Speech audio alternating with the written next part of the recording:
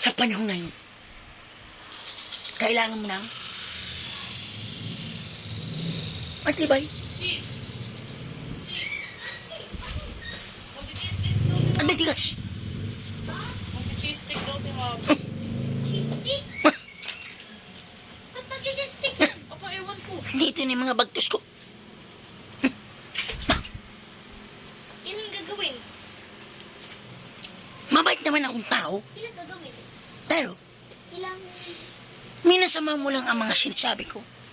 Ilan yung gagawin? Di ba? Pero, nagdahan-dahan bumalik ang lahat. Yes. Nagdahan-dahan na bumabalik ang lahat. Ngayon pa lang nakain. Ang sobrang Kanina ko umaga. pagmamahal ko sa'yo.